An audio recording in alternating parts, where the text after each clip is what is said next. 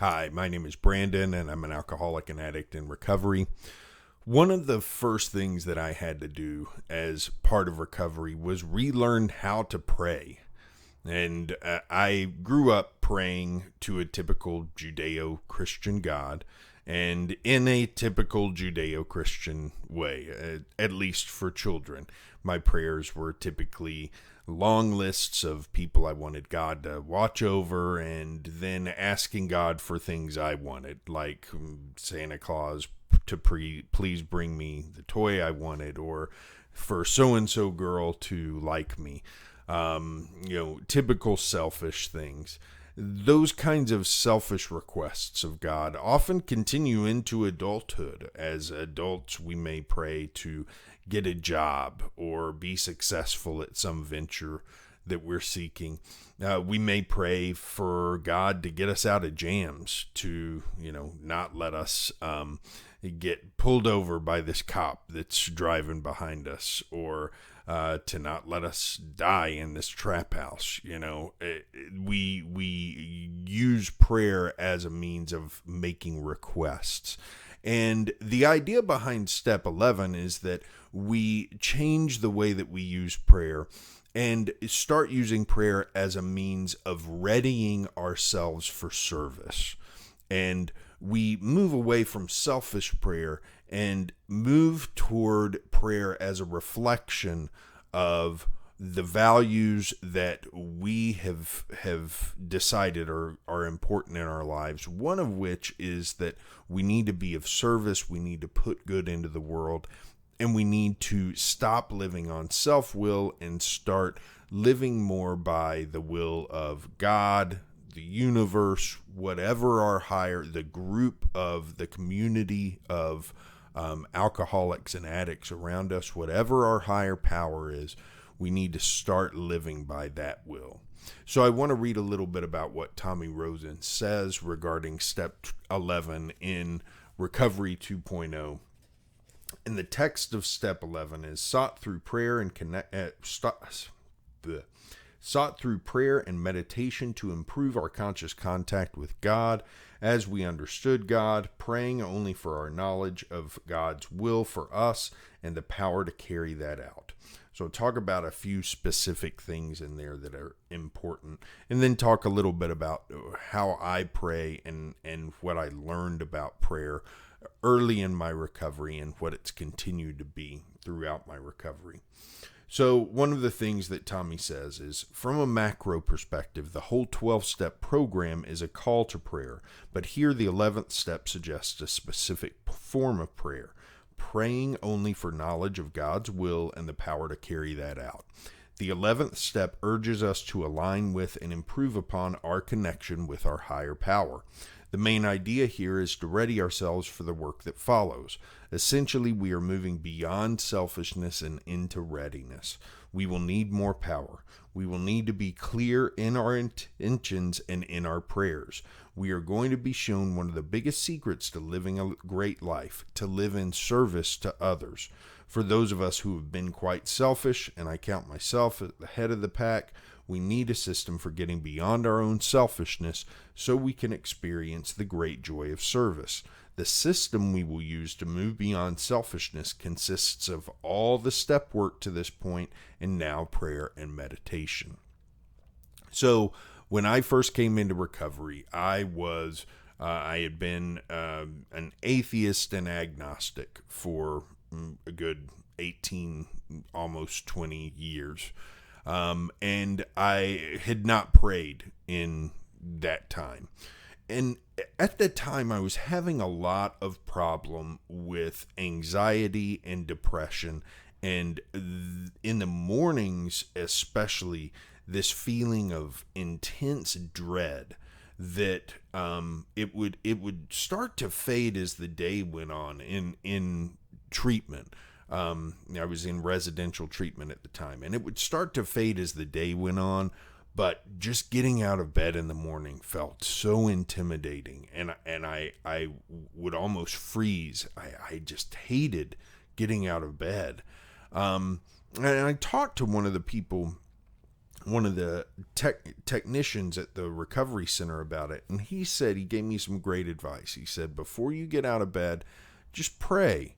And I said, well, I don't pray. I don't, and he said, well, just try it and see what happens. And I said, well, what do I pray about? He said, just talk to God. Just say what's on your mind. If you're scared, say you're scared. Don't ask for anything. Just communicate and then see what happens. And so I started doing that. And I started to, when I woke up in the morning, say, God, I'm scared and I don't know what to do about it. But I know I'm in the right place, and please just help me to do whatever I need to be doing right now. And that little prayer was exactly what we're talking about in step 11. We're talking about communication and the idea of, that was one of the first times that I really expressed the idea that, you know what, I don't know what I need to be doing. You do. Please guide me and let me just follow your will. And at that time, I didn't even know what I was praying to, but the act of, and honestly, I still don't know what I'm praying to. I have an idea of what my higher power is, but to me, it's the act of prayer. It's the formulation of these ideas in a specific way in our brains that really drives the desirable outcomes from prayer. And as I would wake up and start to say, you know what, I don't know what to do. Please help me. I've got a lot of fear in my life. I found that fear start to lift. The other thing that I was told to do was to use that time to talk about things I was grateful for.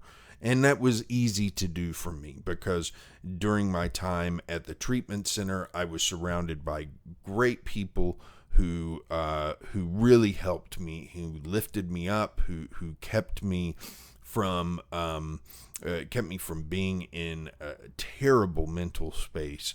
I had lots of friends, some I still have to this day, who were there for me through the worst parts of my beginning of my recovery. And so I always had something I could be grateful for. So prayer quickly turned into an expression of gratitude for me. It turned into a conversation with my higher power, but it also turned into the act of saying, I don't know what's best. You know what's best. Please guide me. These days, I also ask for my higher power to send me someone to help and to help me know how best to help them. And I don't like to ask for anything else. I don't even like to ask for God to make someone healthy. It doesn't feel right to me. One of the things that Tommy says in the book is, does this mean that to pray for one's own health or abundance is of no use? No. When praying for abundance, for example, one might express that prayer as follows: God, please make me successful in business so that my success can inspire others and so that I can be more helpful to those around me. And I don't agree with that. I don't like that kind of prayer. And that's just me. Everybody, I'm not saying what's right for everybody. But for me, praying for a specific outcome, praying for me to be successful in business or for another person to be cured of whatever disease they have, these are I think that that's where I start to insert my will into things, and that's where I start to insert my own, and if I'm not careful, then I can really quickly cross the line into assuming I know what needs to happen. And if I pray for someone's health and they don't get healthy, that's a recipe for developing a resentment toward my higher power. And potentially, and I'm just careful about that. I don't like to do that. So I like to keep my prayers very simple. I like to pray and express gratitude. I like to pray and express that I need God's help to do whatever it is during the day, whether it's, if I'm struggling with something, I will ask for, if I'm having a hard time, mentally, or if I'm struggling with a lot of stress or something, I will ask God, please help me to know the right way to handle this situation. Not to make the situation go away, just help me understand the right way. And a lot of times, if I just go to God and say, here's the problem I'm having, here's all the stuff going through my head about it, just the act of doing that, solutions start to come, and I start to get ideas about how to handle it. So prayer's very cool like that. If you're not used to praying, if it's something that you have only done in a very specific way, give it a try, and try it just as, even if you don't know who or what you're praying to, just try it as a means of saying thank you, expressing gratitude, and expressing the willingness to do something besides what you want to do something that to follow the will of the universe, the God, your God, whatever. Just use it as an opportunity to express that. See how that see what happens throughout your day as a result of that.